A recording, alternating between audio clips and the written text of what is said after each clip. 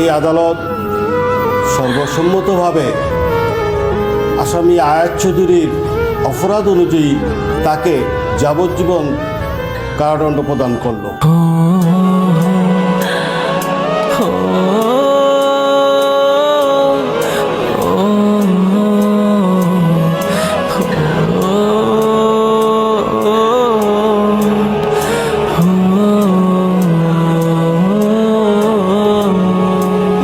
সাথে সাথে তার প্রতিপক্ষ ওমরকে 5 বছরের সশ্রম কারাদণ্ড প্রদান করা হলো।